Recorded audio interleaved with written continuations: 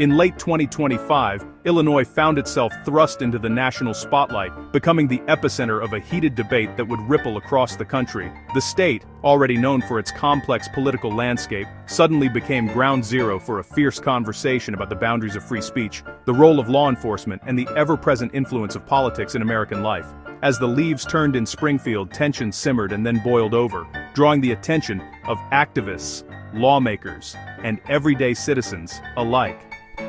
At the heart of the controversy was Catherine "Cat" Abu-Ghazaleh, a young Gen Z Democrat and congressional hopeful. She, along with 5 other activists, was indicted following a high-profile protest at a federal ICE detention facility. The demonstration, intended to call attention to the treatment of immigrants, quickly escalated, leading to a dramatic confrontation with law enforcement.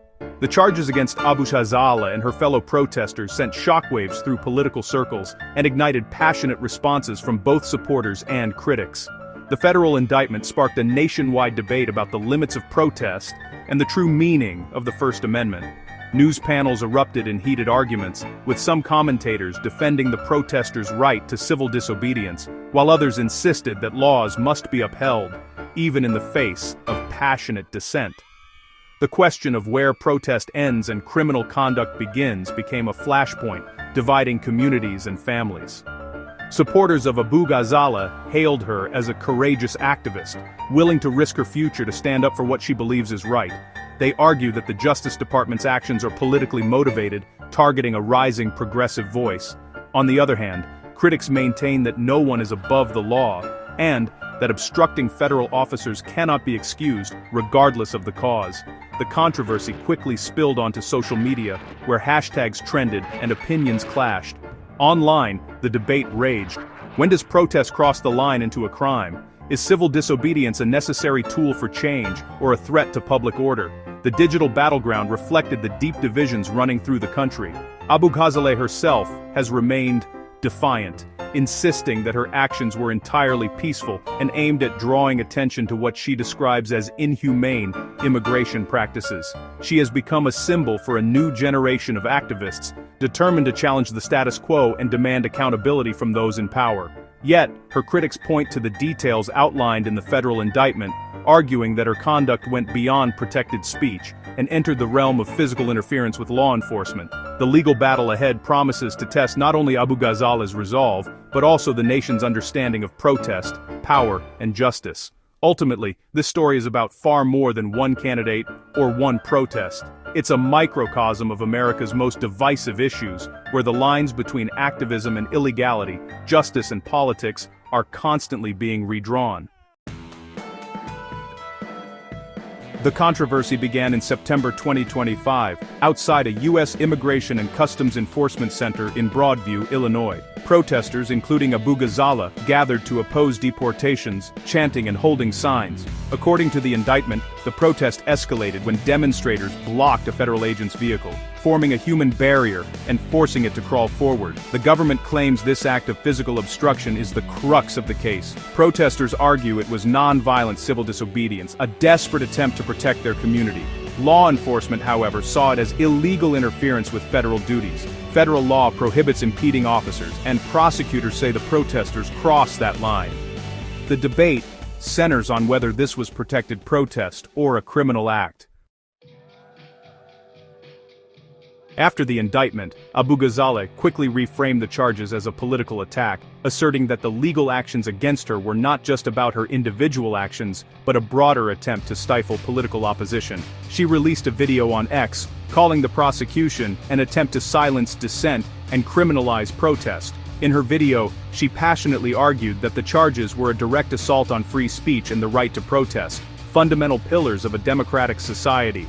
Her defense was clear and unwavering. The protest was peaceful, and her actions were protected by the First Amendment. She emphasized that the right to assemble and express dissent is enshrined in the Constitution and must be defended at all costs.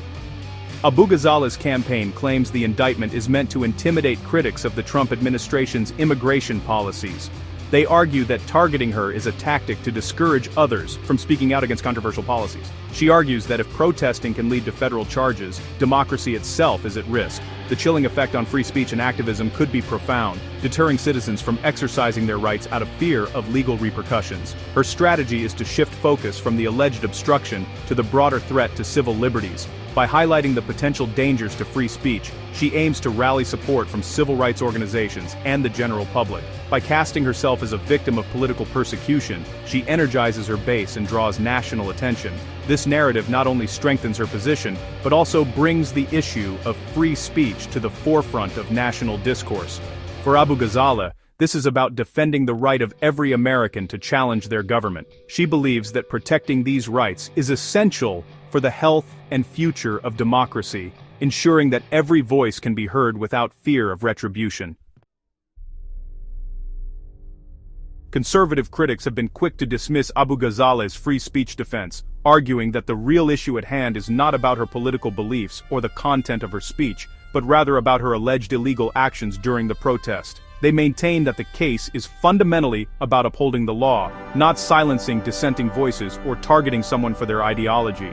These critics point to widely circulated video footage that, in their view, clearly shows protesters, including Abu Ghazaleh, physically blocking a federal vehicle from moving through the street. They argue that this act goes beyond peaceful protest and enters the realm of obstruction, which is a violation of the law regardless of the cause being championed. Prominent conservative commentators such as Rogan O'Handley and Andy Ngo have weighed in, emphasizing that Abu Ghazaleh is not being prosecuted for her opinions or her activism, but for her specific actions on that day.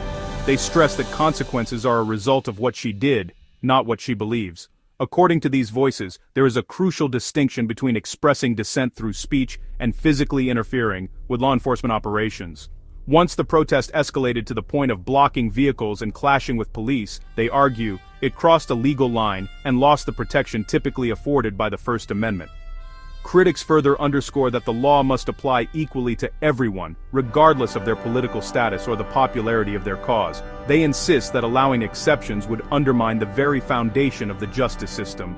Some have even used the indictment as an opportunity to question Abu Ghazaleh's qualifications for public office, portraying her as a radical activist whose actions, they claim, demonstrate a disregard for the rule of law. In response to her claims of political persecution, these critics argue that such assertions are merely attempts to deflect responsibility and avoid facing the legal consequences of her actions. For conservative critics, the case is not about ideology or free speech, but a straightforward matter of law and order, where actions, not words, determine accountability. The legal battle centers on Title 18, Section 111 of the U.S. Code, which criminalizes forcibly impeding federal officers. Prosecutors must prove Abu Ghazaleh's actions went beyond passive resistance to active physical obstruction. The indictment alleges she and others blocked a federal agent's vehicle, meeting the statute's threshold. The government will use video and testimony to argue the protesters created a physical barrier. The defense will argue their actions were non-violent, civil disobedience, not forcible interference. They may claim the law is being applied too broadly, infringing on First Amendment rights. The outcome could set a precedent for how non-violent protest is treated under federal law. This case is a test of where protest ends and criminal conduct begins.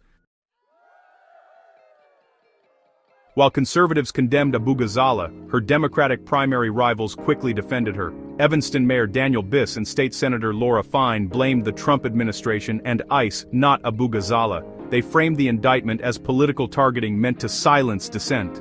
Their solidarity signals a unified front, prioritizing progressive values over competition.